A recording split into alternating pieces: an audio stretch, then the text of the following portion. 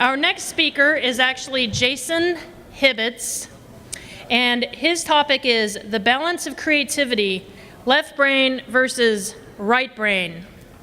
Now, here's a little side note about Jason, is that he's also very interested in open source. And you'll also, when he's not thinking about open source, he can be found online blogging at southwestraleigh.com. Is anybody Jason's neighbor there? Raise your hand. Man, half the people here. But let's welcome Jason Hibbets with his talk, The Balance of Creativity, Left Brain versus Right Brain.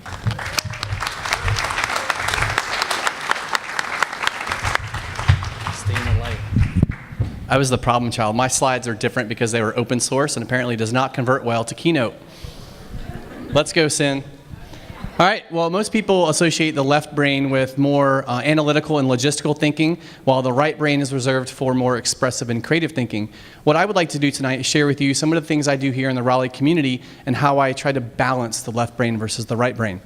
So it all got started back when I helped start my Community Watch program, and that eventually led me to get involved with city government. I found the Citizen Advisory Council system here in Raleigh, which is a liaison between citizens and government. I chaired my Southwest Citizen Advisory Council for 2 years, and that eventually led me to get involved with a movement called City Camp. City Camp is an international conference series that's designed to bring open source and technology to local municipalities. And we started out as City Camp Raleigh for the first 2 years, and then we upgraded the City Camp experience to be City Camp North Carolina this past year. What we discovered as organizers through City Camp is that it's a great thing that happens once a year, but there's so many great ideas that come out of that. We wanted to figure out how can we spread that knowledge and all that creativity throughout the rest of the year. So we partnered with an organization called Code for America, and we created a Code for America brigade here in Raleigh. Well, the Code for America brigades are basically citizen volunteers who hack on government, but we hack on government in a really cool way. We're not like trying to break stuff. We've also helped form brigades in Cary and in Durham, and we're trying to form the first Code for America division that ever existed because we're working collaboratively as a region. Well, what are some of the things we work on for our Code for America brigade? We have a project called Triangle Wiki. Triangle Wiki, you should think about it as a hyper-local version of Wikipedia capturing knowledge about the local RTP area.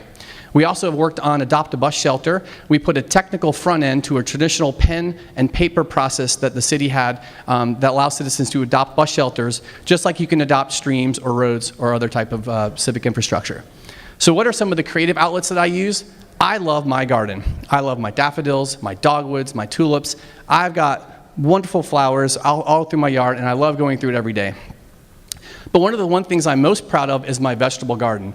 Every spring, I plant tomatoes and peppers, and every summer, I harvest those in. I go into my kitchen, and I hand chop those vegetables, and I make salsa. I make really good salsa. I make pineapple salsa, I make mango salsa, and then I spend 20 minutes with boiling water, and I preserve that delicious salsa for the rest of the year because I can it in mason jars.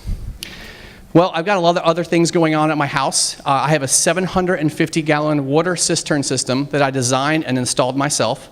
I have a 4.3 kilowatt solar power system on my roof that I did not design and install myself. I paid people to do that. We're also into the urban chicken thing, great for eggs, also great for fertilizer, goes back in the garden. There's a little theme here called sustainability, and I'm trying to do it on my 0.17 acres of land that I have in Raleigh. So some other ways that I sustain, one of the ways that I sustain myself, I got into running a few years ago. Yes, ladies and gentlemen, this body has run a full marathon.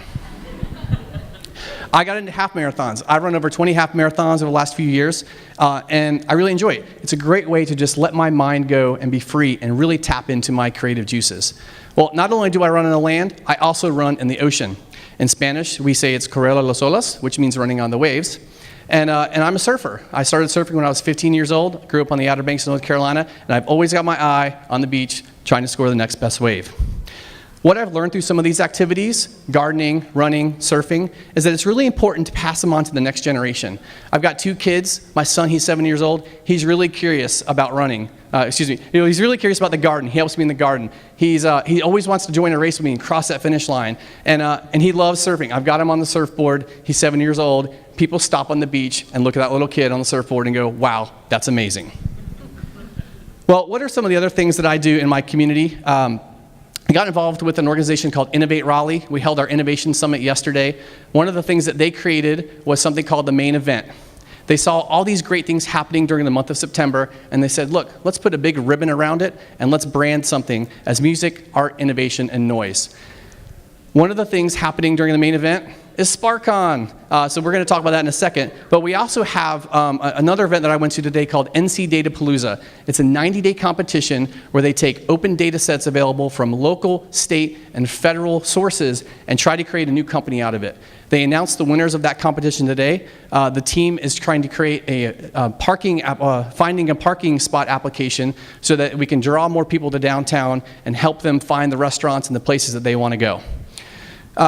Let's go to SparkCon, right? We're here. I'm excited to be here tonight to help kick it off. As you saw, I helped, actually changed from being a participant to talent, and I'm also was a SparkCon organizer this year under Geek Spark, and me and my team helped create the video that you saw earlier on why SparkCon is open source. So you've heard a lot about open source, and you probably think, hey, open source is software, right? But when you think of open source, I want you to think about the principles of open source that make the open source development model successful. Things like transparency and collaboration and meritocracy and rapid prototyping. All those concepts can be applied to other things and really improve all the disciplines around us in our life. So 2 years ago, I found a great way to blend my passions, my passion for my community, my passion for open source, and my passion for civic participation. And that came in the form of the open government movement.